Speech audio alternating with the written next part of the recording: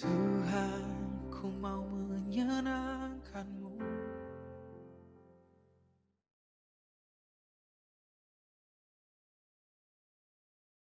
Shalom Bapak Ibu jemaat Tuhan yang terkasih. Bagaimana kabar Bapak Saudara semuanya? Kita percaya di dalam Tuhan selalu ada perlindungan. Amin.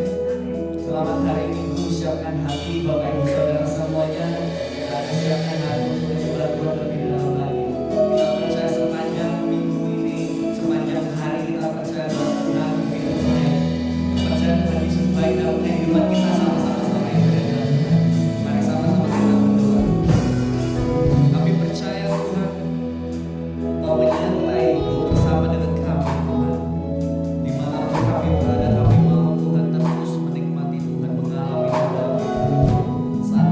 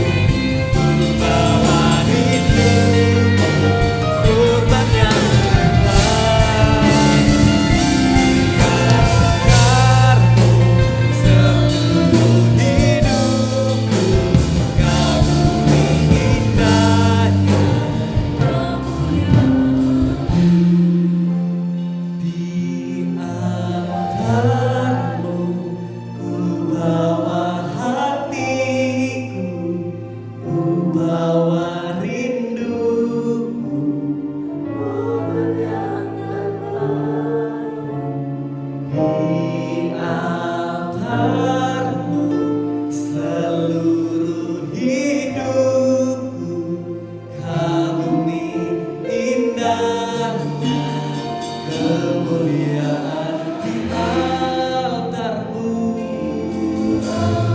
Hartu ku bawa hatiku, ku bawa rindu, kurbannya yang terbaik Tuhan.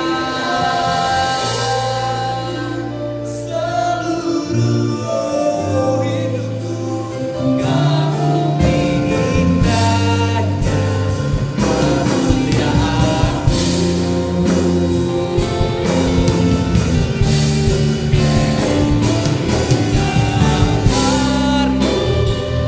Bawa hatiku, bawa rindu, korban yang terbaik.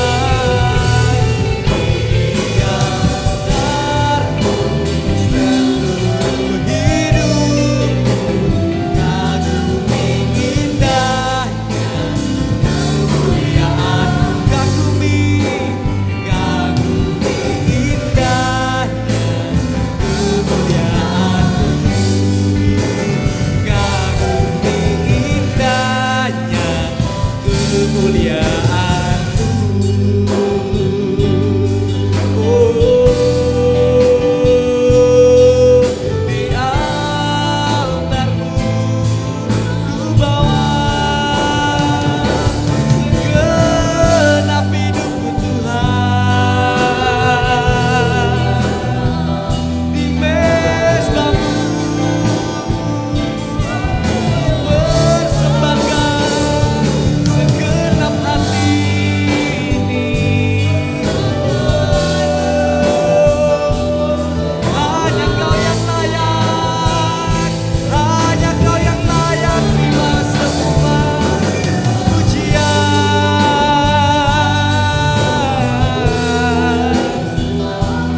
Hanya Engkau yang layak terima segala pujian.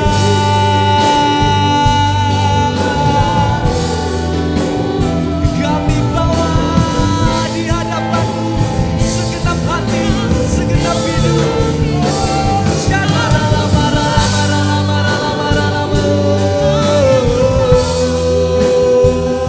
Hanya Kau yang layak, Yesus. Mari sama-sama sembah Tuhan. Naikkan pujian dan mazmur di hadapannya dengan kesungguhan hati. Dia hadir tengah-tengah kita saat ini. Responi kehadiran Tuhan. Oh,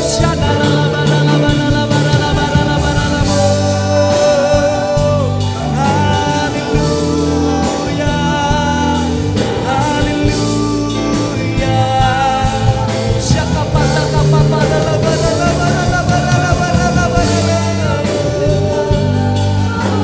Kau hadir di tengah kami Tuhan. Kami hormati kehadiran Tuhan. Kami percaya hadirat-Mu nyata.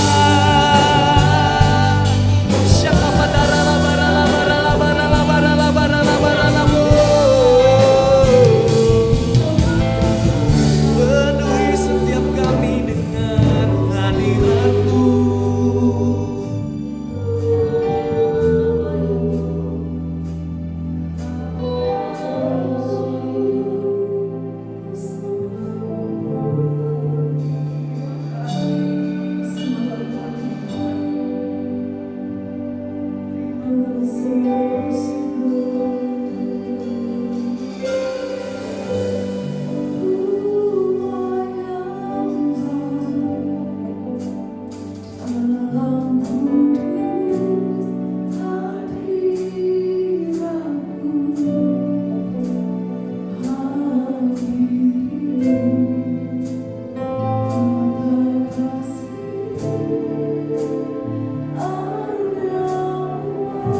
Oh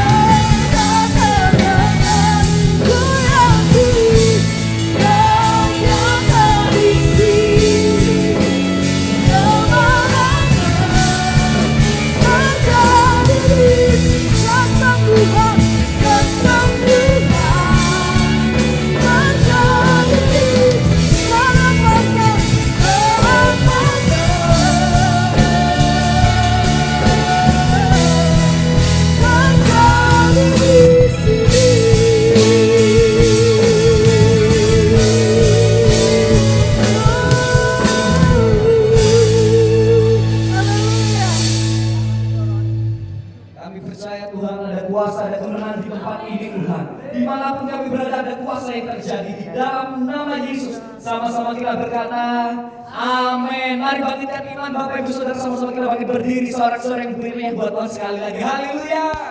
Namamu dipuji Tuhan.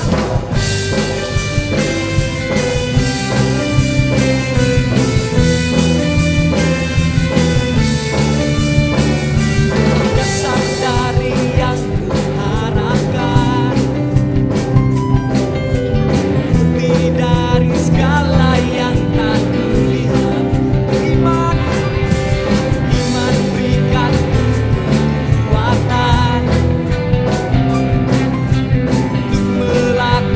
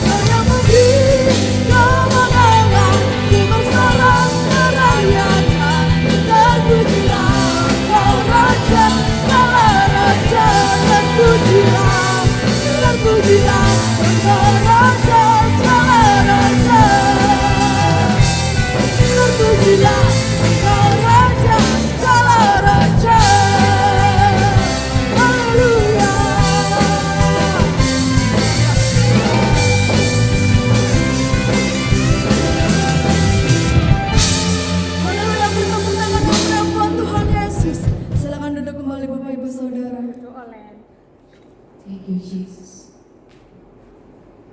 Terima kasih untuk sukacitamu. Terima kasih untuk memeliharamu dalam hidup kami. Tidak dapat kami jauh dari kasih. Tidak dapat kami keluar dari hadirat. Sebab kami adalah milik kepunyaan. Kasih Tuhan.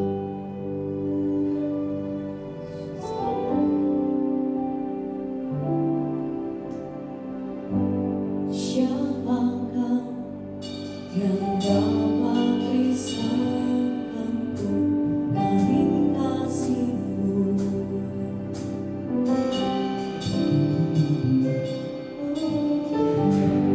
Tetesan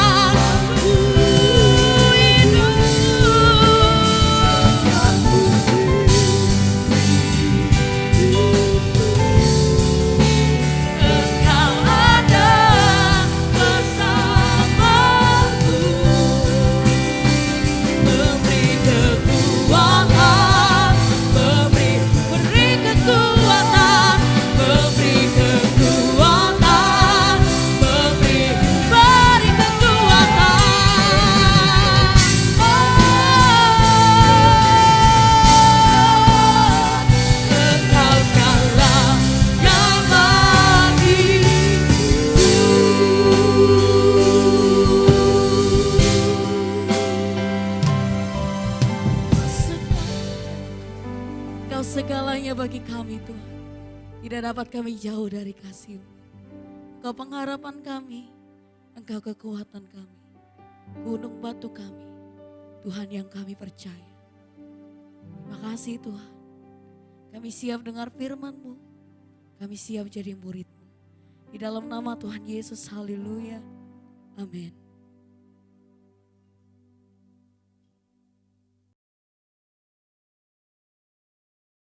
Sorga, di dalam nama Tuhan Yesus Kristus, Tuhan dan Juru Selamat kami mengucap syukur di saat ini Tuhan, kalau kami boleh berdiri sebagai pemberita firman Tuhan, bukan karena kebaikan kami, bukan karena pintaran kami Tuhan, kami ada sebagaimana kami ada hanya karena anugerah Tuhan, dan kami mau berdampak bagi banyak orang, kami mau menjadi pemberita firman-Mu Tuhan, biarlah nama Tuhan yang ditinggikan. Terima kasih Bapak Surgawi berfirman kepada kami membuka hati untuk Tuhan didik kami, Tuhan berbicara kepada kami. Terima kasih Bapak, untuk Tuhanlah segala kemuliaan, hormat kekal selama-lamanya. Di dalam nama Tuhan Yesus Kristus kami berdoa. Amin. Shalom Bapak Ibu. Saya akan mulai dengan Roma pasal yang ke-8 ayat yang ke-15. Saya akan bacakan 2 ayat, kemudian saya akan lanjutkan dengan khotbah saya. Roma pasal 8 ayat yang ke-15. Firman Tuhan bilang begini untuk kita, sebab kamu tidak menerima roh perbudakan yang membuat kamu menjadi takut lagi. Tetapi kamu telah menerima roh yang menjadikan kamu anak Elohim. Oleh karena roh itu kita berseru, ya Aba, ya Bapa. Nah, ayat ini dia berbicara begini, waktu kita menerima roh Tuhan, maka kita dilepas dari apa yang disebut dengan roh perbudakan. Nah, selama ini manusia mengalami ketakutan itu karena apa? Intimidasi kita sebagai budak. Nah, waktu kita menerima roh Tuhan, Alkitab bilang begini, bahwa kita adalah orang-orang yang dilepas dari perbudakan, sehingga tidak ada alasan untuk kita menjadi takut. Nah, saya akan baca berikutnya untuk Bapak Ibu Saudara, saya akan lanjutkan. Galatia pasal yang ke-4, ayat ke-6 dan ayat yang ke-7. Dan karena kamu adalah anak, maka Elohim telah menyuruh roh anaknya ke dalam hati kita yang berseru, ya Aba, ya Bapa. Jadi kamu bukan lagi hamba, melainkan anak. Jikalau kamu anak, maka kamu juga adalah ahli-ahli waris oleh Elohim. Nah, saudara yang dikasihi oleh Tuhan Yesus Kristus, beberapa waktu kemarin saya berbicara tentang kebaikan Tuhan yang Tuhan wujud nyatakan dalam kehidupan kita. Ada 2 perkara yang kemarin saya bagikan untuk Bapak Ibu Saudara tentang bagaimana Tuhan ketika dia bilang begini, karena begitu besar kasih Tuhan terhadap dunia. Nah, Tuhan buktikan dengan dia memberikan anaknya ke dunia. Dia memberikan anaknya ke dunia untuk anak itu datang dan menebus kita sebagai orang-orang yang berdosa. Nah, kemudian yang berikutnya lagi dia bilang begini, tidak ada kasih apapun juga melebihi kasih seorang yang memberikan nyawanya kepada sahabat-sahabatnya. Dan 2 hal ini sorga telah melakukan untuk manusia. 2 hal ini Tuhan Yesus telah melakukan untuk kita sebagai orang-orang yang berdosa. Nah, saya bilang begini, kalau Tuhan Yesus melakukan perkara-perkara yang luar biasa baik begitu untuk kita, kira-kira respon kita apa sih? Nah, kemarin saya berbicara tentang 2 hal itu yang Tuhan Yesus kerjakan kepada kita. Ternyata setelah Tuhan Yesus mati, Tuhan Yesus bangkit, tidak serta-merta Tuhan Yesus kembali ke sorga. Sepertinya ada sesuatu lagi yang membuat Tuhan Yesus harus tertahan di dunia untuk beberapa saat karena manusia. Nah, kita lihat apa sih yang membuat Tuhan Yesus harus ada stay 40 hari lagi di dunia untuk berjumpa dengan murid-muridnya, menguatkan murid-muridnya, makan bersama murid-muridnya lagi. Dan ada satu hal yang menurut saya luar biasa banget. Karena apa? Ketika dunia telah menyakiti hati Tuhan Yesus, ketika dunia telah menyakiti ketika dunia telah menyakiti harta yang terbaik yang sorga punya, ternyata Tuhan Yesus tidak serta-merta mengambil tindakan ketika dia berkuasa. Ketika Tuhan Yesus telah bangkit dari kematiannya, Alkitab mencatat bahwa dia telah menang atas segala maut. Artinya Tuhan Yesus telah menang atas segala sesuatu yang ada di dunia ini. Ternyata Tuhan Yesus tidak pernah berpikir untuk membalas apa yang dikerjakan oleh orang-orang pada waktu itu ketika mereka menganiaya dia, kemudian meludahi dia, bahkan menyalibkan Tuhan Yesus. Tuhan Yesus tidak melakukan apa-apa. Seharusnya ketika Tuhan Yesus telah bangkit dan berkuasa, dia harus melakukan tindakan apa? Dia menghukum orang-orang yang menghina dia, orang-orang yang meludahi dia, orang-orang yang bahkan menyalibkan dia. Ternyata Tuhan Yesus tidak mengerjakan itu. Nah, ada 40 hari itu Tuhan Yesus melakukan apa yang harus dia selesaikan. Dia mulai berjumpa dengan murid-muridnya dan ada satu pesan yang dia bilang begini, aku akan pergi tapi aku akan meninggalkan sesuatu yang berharga. Aku akan memberikan Roh Kudus untuk tinggal bersama-sama dengan kalian. Nah, ini yang saya bilang bahwa kalau kita jadi anak-anak Tuhan, kemudian kita belum bisa menerima kebaikan Tuhan seperti ini, saya bilang kita anak-anak Tuhan yang tidak punya perasaan sama sekali. Saya mau bilang untuk setiap orang yang mendengar apa yang saya katakan ini, bahwa siapapun ya dia, yang ketika dia mengetahui bahwa Tuhan segitu baiknya dia, entah dia orang Kristen atau dia orang apapun juga, saya bilang begini, berpikirlah ulang untuk menerima Tuhan Yesus sebagai Juru Selamat. Karena tidak ada Tuhan yang memiliki kuasa yang luar begitu besar, tapi dia begitu rendah hati, dia mau mengampuni kita. Di saat dalam waktu 3 hari, dia mengalami kesakitan yang luar biasa dan dia bangkit pada hari yang ketiga. Artinya apa? Dia telah menang atas kuasa orang-orang yang menyakiti dia. Tapi Tuhan tidak melakukan pembalasan. Semestinya ada Tuhan Yesus bisa melakukan pembalasan itu. Tapi Tuhan Yesus tidak melakukan itu. Nah, saya mau bilang untuk Bapak Ibu Saudara, Tuhan yang seperti ini yang layak untuk kita sembah. Segala kebaikan-kebaikan yang Tuhan buat untuk kita seharusnya membuat kita menjadi orang-orang yang menyenangkan Tuhan dalam kehidupan kita. Nah, tadi saya bilang begini, waktu sebelum Tuhan Yesus mau terangkat ke sorga, dia janji untuk murid-muridnya untuk memberikan penolong, yaitu Roh Kudus untuk kita. Ternyata Roh Kudus itu bukan hanya penolong saja. Alkitab bilang begini untuk kita, tolong saya kembali ke Roma pasal yang ke-8 ayat yang ke-15. Sebab kamu tidak menerima roh perbudakan yang membuat kamu menjadi takut lagi, tetapi kamu telah menerima roh yang menjadikan kamu anak Elohim. Nah, Alkitab bilang begini, roh ini mengadopsi kita. Roh Bapa ini mengadopsi kita menjadi anak dari Tuhan, anak Elohim. Nah, oleh roh ini kita baru bisa berseru, ya Aba, ya Bapa. Nah, ternyata roh yang mengadopsi kita sebagai anak, ternyata kita tidak disebut sebagai anak angkat. Karena Roh Kudus dia menjadikan kita anak Elohim, anaknya Tuhan, anaknya Elohim. Tetapi ternyata Tuhan tidak pernah memposisikan kita sebagai anak angkat.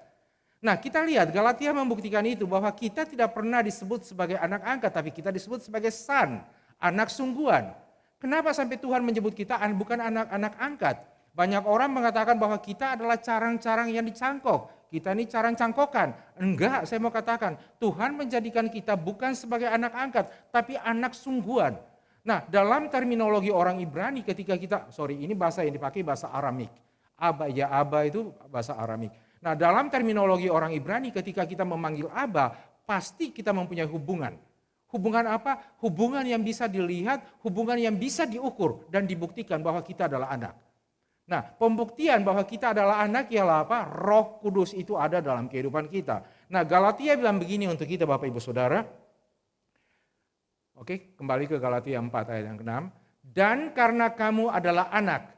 Sekali lagi, dan karena kamu adalah anak, bukan anak angkat. Terminologinya dia bilang anak son, anak sungguhan, bukan anak angkat.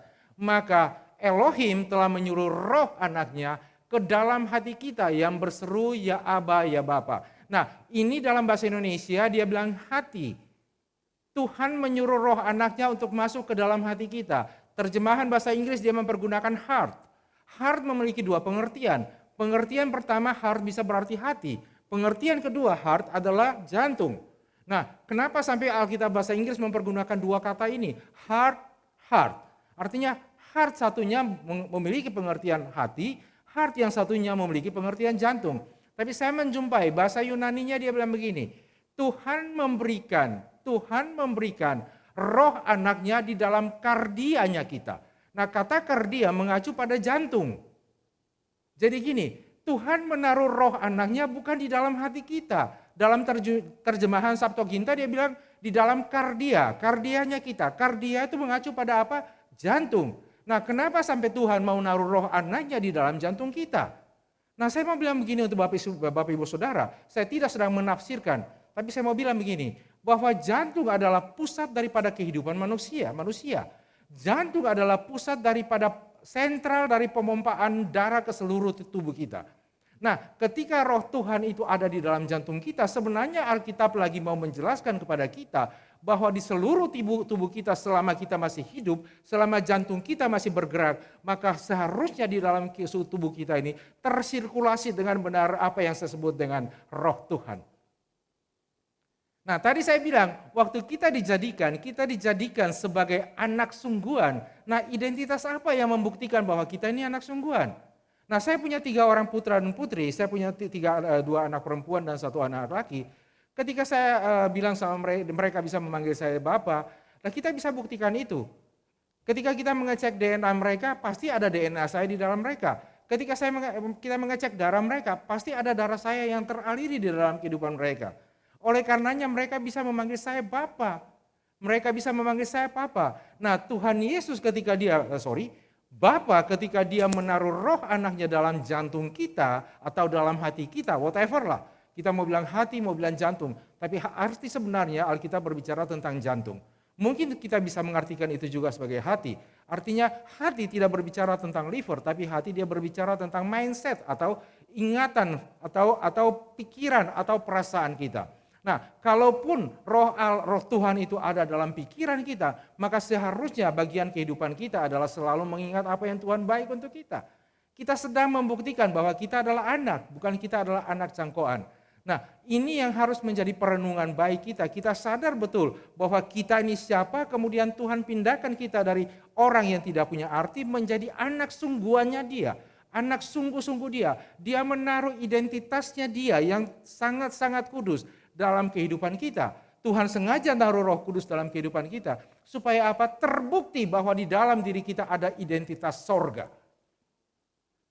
Nah, saya mau bilang untuk Bapak Ibu Saudara, seharusnya tidak perlu kita khawatir tentang hidup ini.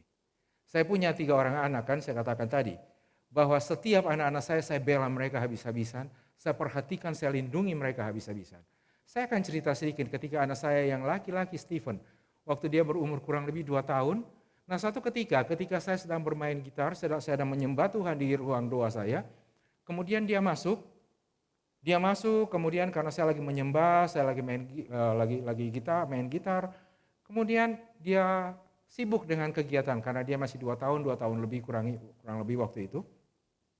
Nah, di ruangan saya itu ada stop kontak yang kita pasang kabel seperti itu. Nah, di situ juga ada obeng. Kemudian gini, anak ini dia mengambil obeng itu, seperti tes pen gitu. Tapi bukan tes pen, obeng lah ya.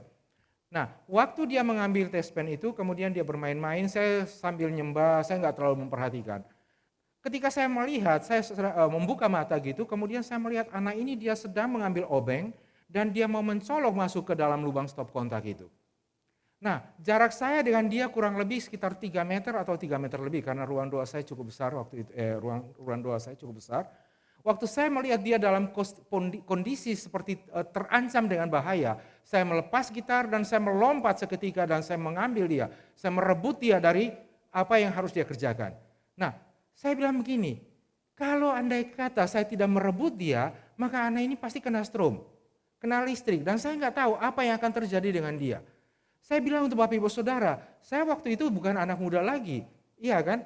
Artinya begini, dalam kecepatan yang sangat singkat sekali, saya merebut anak ini dari bahaya dia kena strom. Nah, ini seorang bapak yang punya keterbatasan, saya memproteksi anak saya seperti itu. Saya merebut dia, kemudian dia nangis sama saya. Dia nangis, kelihatannya dia nggak menerima karena dia merasa seolah-olah saya sedang menyakiti dia. Tapi karena dia belum mengerti bahwa sebenarnya saya sedang menyelamatkan dia. Nah, dari 2 anak saya yang lain juga saya melakukan hal yang sama. Ketika anak saya satu ketika dia magang di satu hotel, saya nggak usah sebutkan. Kemudian dia cerita sama saya begini, Pak, I'm sadly, terkadang aku kerja, aku magang sampai tengah malam. Kemudian loh, kita cuma kadang-kadang dikasih makan tahu sama telur goreng, telur dadar gitu. Saya sebagai bapak, saya bilang begini, kok bisa ya? Hotel yang segitu besarnya, kemudian anak saya magang di sana, udah nggak dibayar, kemudian kasih makan gitu, kasih makan tahu, kemudian telur goreng. Menurut saya sebagai bapak yang punya tanggung jawab terhadap anak yang saya menyayangi mereka, ketika saya mendengar itu saya sedih banget. Kenapa anak saya diperlakukan seperti itu? Gitu loh. Padahal maaf kata, pegawai-pegawai saya aja saya nggak pernah kasih mereka makan seperti itu. Mereka makan ada sayur, ada daging, ada telur dan seterusnya gitu loh. Kok anak saya seperti itu? Saya nggak terima. Saya udah simpan itu di hati saya. Artinya saya bilang, kok seperti itu? Tapi oke, saya bilang oke deh, nggak apa-apa lah. Mungkin kamu sedang dilatih. Nah, suatu ketika dia kerja sampai dengan malam, kurang lebih sekitar jam 11, jam 12, saya telepon dia karena saya biasa akan jemput dia. Saya bilang, kamu di mana, C? Dia bilang, iya Pak, sebentar aku masih kerja. Loh, sekarang ini udah hampir jam 12, kamu masih kerja? Iya Pak, aku masih kerja. Masih berapa lama kamu kerja? Ya kira-kira 10 menit lagi. 10 menit kemudian saya telepon lagi, dia bilang, masih kerja. Saya bilang, C, ini hotelmu gila banget ini. Kamu ini kan bukan pegawai, kamu ini sedang magang, kamu ini sedang disiksa. Nah, sebagai seorang bapak ketika saya melihat hal seperti itu, saya tidak bisa menerima sekali anak saya diperlakukan seperti itu.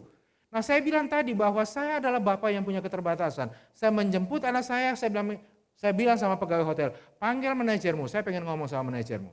Kemudian manajernya turun, saya bilang, anak saya kerja di sini magang, kamu biarkan dia kerja dari pagi jam 9 sampai jam 12 malam lebih, anak ini belum selesai. Emangnya kamu ngerti aturan apa enggak?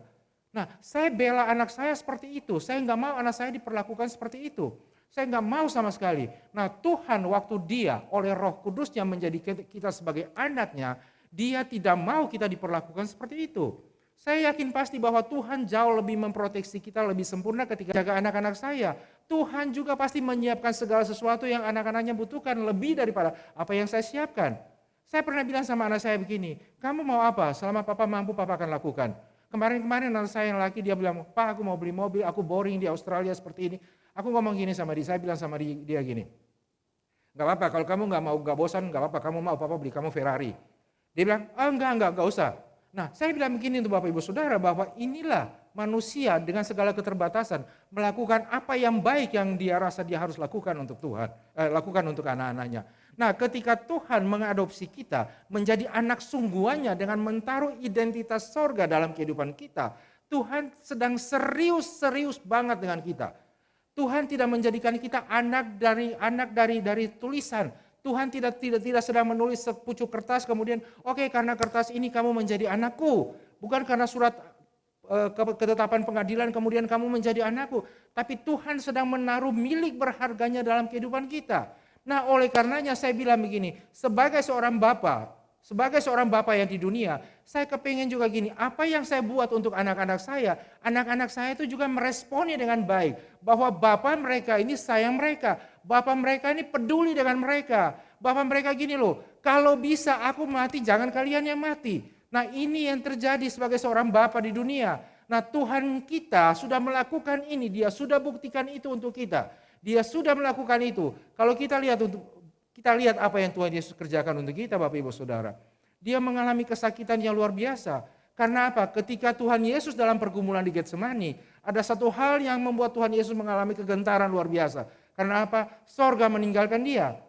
Dia bilang begini, Bapa kalau boleh cawan ini lalu. Cawan apa yang lalu? Tuhan Yesus tahu ketika dia minum cawan yang keempat, maka penderitaan akan terjadi dalam kehidupannya. Tuhan Yesus tahu ketika dia minum cawan keempat, maka dia akan berpisah dengan sorga. Tapi Tuhan Yesus mau melakukan itu karena apa? Dia mau supaya kita menjadi anak-anaknya. Nah, gini yang terjadi Bapak Ibu Saudara. Kenapa sampai kita bisa mengatakan bahwa Yesus itu adalah yang sulung di antara kita? Karena apa? Kita telah diadopsi menjadi anak sungguhan. Kita telah diangkat, telah dijadikan sebagai anak sungguhan. Karena apa? Roh Kudus ada di dalam hati kita. Roh Kudus ada di dalam jantung kita yang mengalir dalam seluruh tubuh kita. Oleh karenanya saya mau bilang begini, kita adalah orang-orang yang bangga punya Tuhan kita. Kita adalah orang-orang yang bangga mempunyai Bapa yang memperhatikan kita dengan baik. Nah, di ayat Galatia 4 ayat yang ke-7 saya bacakan untuk Bapak Ibu Saudara. Jadi kamu bukan lagi hamba, melainkan anak. Nah, jikalau kamu adalah anak, maka kamu juga adalah ahli-ahli waris oleh Elohim. Nah, seringkali orang ketika berbicara tentang ahli waris, maka yang mereka pikirkan apa yang akan mereka terima sebagai ahli waris di dunia. Mereka mulai berpikir, apakah Tuhan telah menyiapkan satu ladang yang besar untuk mereka? Apakah Tuhan sedang menyiapkan mobil-mobil yang banyak untuk mereka? Apakah Tuhan sedang menyiapkan apartemen-apartemen yang besar untuk mereka? Karena berbicara tentang ahli waris, maka seringkali manusia memiliki kecenderungan berpikir secara material. Oleh karenanya, ini yang menurut saya perlu kita tinjau ulang. Tuhan pasti memperhitungkan apa yang kita butuhkan sebagai manusia. Tapi bagi Tuhan tidak terlalu tertarik dengan apa yang saya sebut dengan harta dunia. Alkitab bilang begini ya, harta dunia apa? Akan dimakan oleh apa? Ngengat dan karat. Bahkan pencuri akan mengambil itu semua. Nah Tuhan ternyata tidak terlalu tertarik. Walaupun finally Tuhan akan memberikan itu kepada kita. Nah kita lihat apa yang membuat Tuhan suka dengan Daud. Apa yang membuat Esther mendapat perkenanan raja. Kita lihat apa yang terjadi Bapak Ibu Saudara. Nah Mazmur pasal yang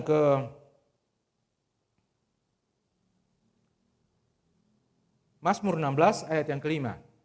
Daud bilang begini sama Tuhan, ya Tuhan, Engkaulah bagian warisanku dan pialaku. Nah, Daud lebih memutuskan bahwa warisan dia treasure dari dia ialah Tuhan.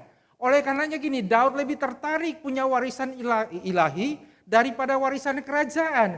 Daud bilang sama Tuhan begini, Tuhan jangan ambil rohmu sebagai identitas kepemilikanmu dalam hidupku. Tuhan boleh ngambil kerajaan tidak masalah, tapi Tuhan jangan ngambil rohmu dalam kehidupanku. Karena bagi Daud ketika Tuhan ngambil rohnya dari kehidupan Daud, maka warisan sebagai anak-anak Tuhan akan hilang. Nah ini yang terjadi. Kita lihat Esther ketika Raja Ahasiweros bilang sama dia, Esther apa yang kamu mau dari kerajaan ini aku akan memberikan kepadamu. Esther bilang apa? Enggak, aku enggak tertarik dengan segala harta-harta warisan itu. Aku enggak tertarik, bagi aku dirimu cukup bagiku.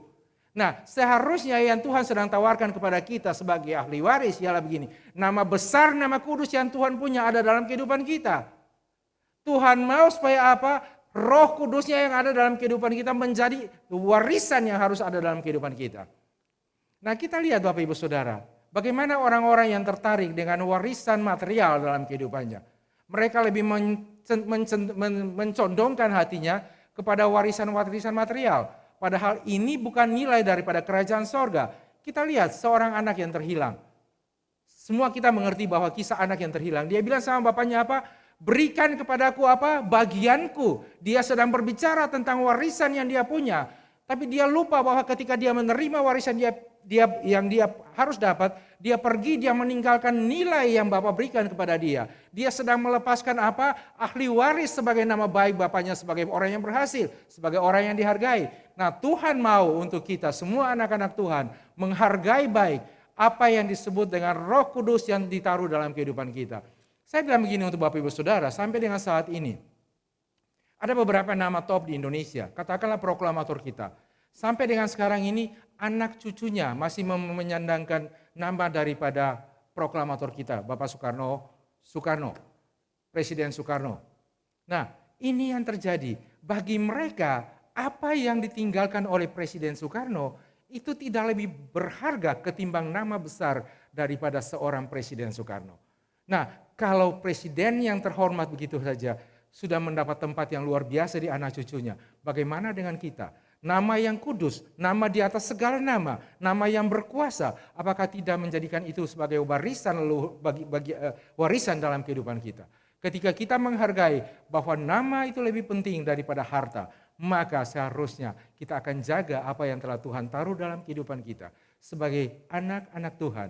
Karena Roh Kudus telah ada dalam kehidupan kita, mengalir dalam seluruh tubuh kita, menjadikan kita anak sehingga kita bisa memanggil Tuhan sebagai Bapa. Kalau Tuhan adalah Bapa kita, saya mau bilang untuk Bapak Ibu Saudara, pasti Tuhan akan peduli kita. Tuhan akan menjaga kita lebih baik daripada semua bapak-bapak yang di dunia ini. Tuhan akan memelihara kita dan Tuhan sangat mengerti apa yang kita butuhkan. Ini waktu bagi kita untuk apa? Mengerti nilai luhur daripada nama di atas segala nama. Mengerti nilai luhur bahwa nama Tuhan ada dalam kehidupan kita menjadi warisan dalam kehidupan kita. Tuhan Yesus memberkati kita. Amin.